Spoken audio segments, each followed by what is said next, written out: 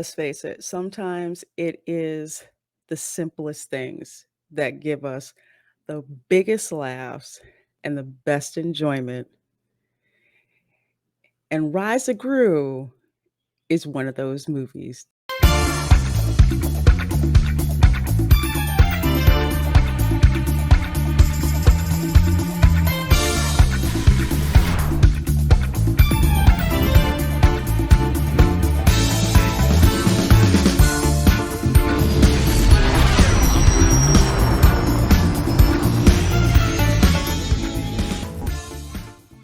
Hello, hello, hello, and welcome to my channel.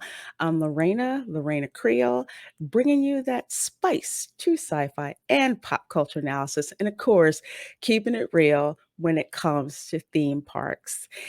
And I really wasn't going to do a review of this movie, but frankly, the more I thought about it, and the more I realized how much fun I had watching this movie, I realized that of late in the theaters, there really hasn't been a fun kick in the gut, laughing at just some of the most innocuous physical humor in a while. So that's why I've decided to give a brief, non-spoiler to very mild spoiler review of the latest Minions movie, which is Minions: The Rise of Gru. It was over the July 4th weekend that I went. I went with uh, some family.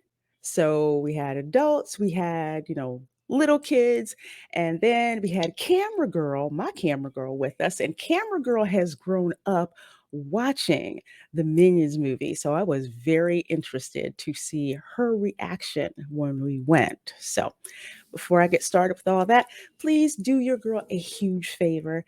Hit that subscribe button. And when you do, make sure you also hit that notification bell. So if YouTube does its job right, you will get notified when your girl drops hot, fresh content for you to enjoy. So, with that said, let's roll on to the review of Minions: Rise of Gru. So, to kind of bring you a quick synopsis, how the movie starts out with, of course, welcome to the 1970s in animation form. Historical 70s you're used to seeing on the screen, and I'll say fashion horror stories from some of my relatives, but basically you get dropped into the world of the 1970s, and not just any kind of world, Gru's world, where he is determined to become one of the Vicious Six. Now, the Vicious Six being this supervillain group led by White Knuckles, voiced by the hilarious and amazing Alan Arkin. You've got his second in command. I call it second in command because in the beginning of the movie, you see her out there, big afro, purple outfit, voiced by Taraji P. Henderson, and that would be Bell Bottoms. And yeah. You see that at the beginning, and Gru is hell-bent on becoming one of the Vicious Six. But you know what? The Vicious Six are kind of like, you're a kid. Are you freaking kidding me? Really? Really? And they're all laughing at him. And we all know Gru doesn't take too kindly. Even this little bitty version of Gru, about 11, he doesn't take too kindly to being told he can't be a supervillain, bump his age, right? Well, Gru goes right out of his way to show that he is a force to be reckoned with, even as an 11-year-old kid. And the hilarity ensues from then on with him and the interaction with his minions. Now, another one of the cool characters in this film, of course, is the acupuncturist played by, oh God, legendary actress Michelle Yeoh. And she helps three minions we've all seen before find not inner peace, but their inner beast. Never let it go. So here I go with my shot. See it fail me not. Opportunity comes for a lifetime. And that's hilarious to find a little later on in the movie. So without really spoiling the movie, because honestly, when I find a movie I like, I don't want to give spoilers, so I'm not giving spoilers out for this. But let's talk about the things that I did enjoy about this movie. On second thought, let's start with what I didn't like about this movie. As much as I love the minions and I love the character of Gru, this was a movie no one asked for. I mean, I've never found myself wanting to know what Gru's origin story was. I think we kind of got a hint of that in the first the first uh the first Gru movie, a little bit more with the second movie. So while this was okay and fun to watch, no one really asked for it, but we all know Universal saw dollar signs and they are going to make a ton of money. You want to know how I know Universal's going to make a ton of money? Because I bought one of these at Universal Orlando.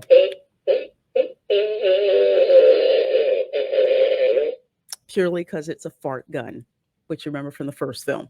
I did find some parts of the film where, while I love slapstick humor, and they do this perfectly in this movie, especially with the minions, they have kind of like that Three Stooges thing going on. It gets to a point where the joke gets old. And it's kind of like, okay, can we move on to the next one? But nah, they have to kind of carry it um, further than they need to. But they're doing it for laughs. The kids get a good laugh out of it. The adults, you're probably going to be like, can we move on? But the kids thoroughly enjoyed that part. There's some incidental characters in there where I'm kind of just like, where the heck did where did they come from? Like Otto jumping on the big wheel so he could pursue a certain person. Well, that certain character on a motorcycle who I really didn't. I'm like, why the heck are we doing this? I just like the fact that it was voiced by RZA, but for those who don't know, RZA from the Wu Tang Clan. But it was an incidental character that I didn't really care about. Now, the climax, I have to say, or we'll say, the resolution of the boss level, while it was great to see, it was fun, it was full of action, you know, definitely high stakes. It didn't seem to be explained very well the result of what happened at the end. So without spoilers, that's where I'm going to say. So if you're sitting there scratching your head, kind of like, well, why the heck did that happen?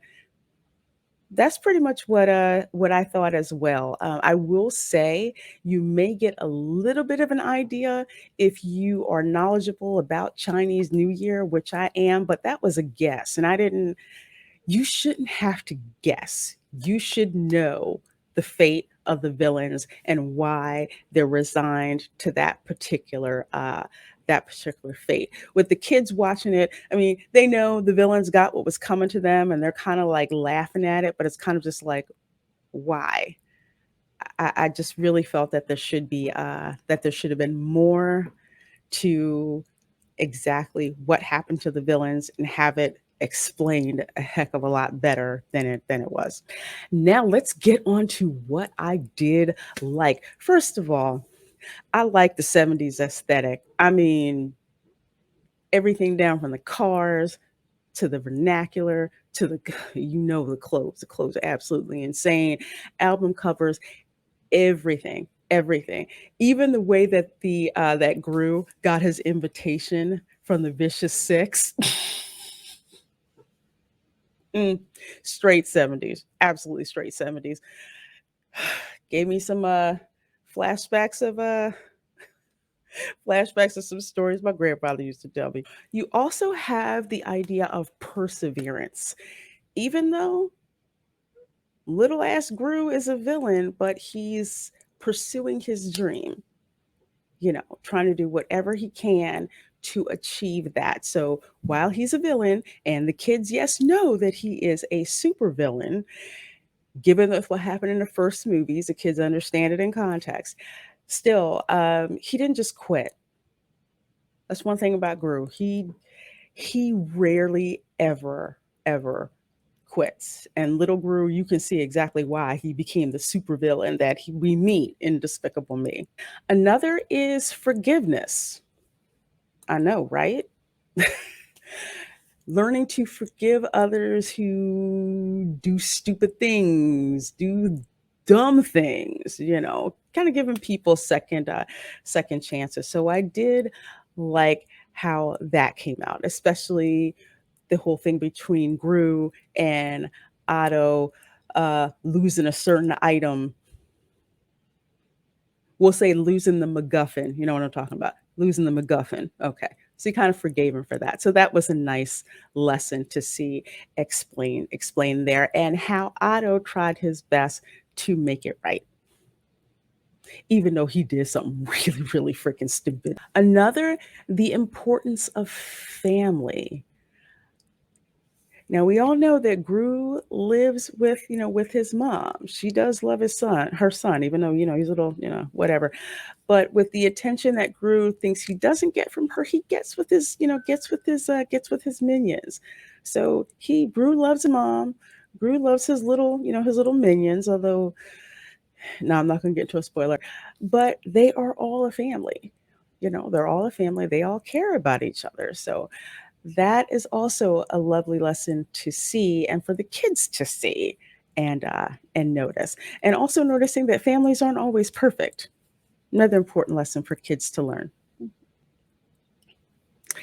And the last one, which I have to say, and it's a shame that I have to say this, and a shame that I haven't, it's been a while, I don't think anytime this year, where I've seen this really shown animation wise, is the value of a child's life. Now, even the villains know kids shouldn't be around crime and stuff like that. Why does this kid want to join the Vicious Six? They know the kid's life is worth more than getting mixed up in their nonsense. And again, White Knuckles, he knows the value of a child's life. When Gru's life is in danger, he makes it very, very plain that you shouldn't be threatening kids. A villain frickin' says that. Again, very important lesson to teach, and really makes kids feel valued. That's important for kids to see in an animated feature. Okay, so you're probably wondering, as much as I'm kind of blubbering, well, I won't say blubbering, but talking about this, is this a movie that's worth my time and worth my money? Because if you're a family going to a movie and you've got, a couple of your own little minions and you and another person and snacks and all that, and getting them in the car and getting them to the movies and taking them to the bathroom, and it's a hassle, right? So is this movie worth your time going out to the theater to see? I will say yes. 100% absolutely.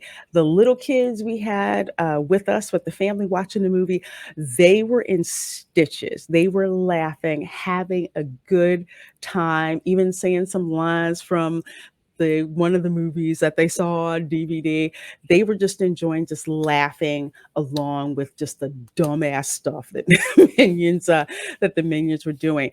Camera Girl, who grew up with the Despicable Me franchise, she had fun laughing because, unlike, say, Star Wars, they actually kept true to their lore from what happened with the other movies. So nothing was really lore breaking in this, you know, at all. So Camera Girl appreciated the continuity that they kept with the other movies and the fun that they kept with the other movies, because let's face it, sometimes the simplest fun is just some of the dumbest things that you can do. Now, this is not Citizen Kane. Let's not get it twisted. It's not the smartest piece of animation. I am always of the belief that the best Minions movie is Despicable Me. That was the best one, and frankly, I felt they should have stopped with that one. That's the best one. It's nowhere near the level of that one, but it's still a fun watch. So I would give it about a 7 out of 10. Would I go back to the theater to see it again? I'd probably go back and see it during a matinee and see it again.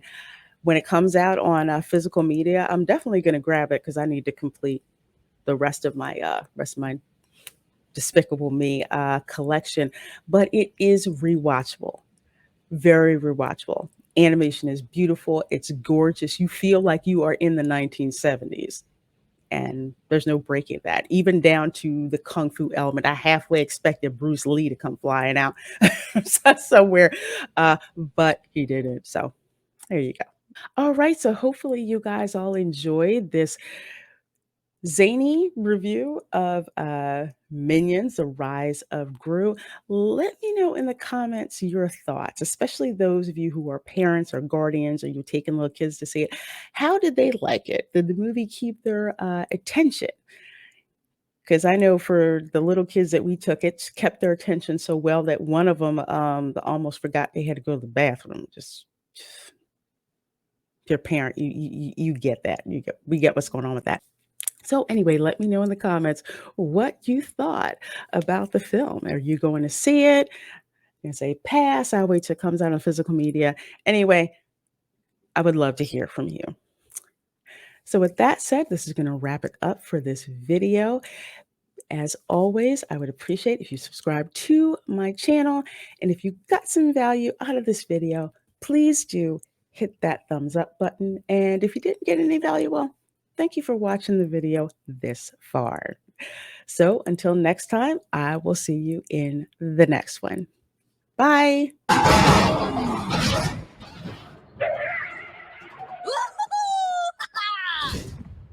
No, no,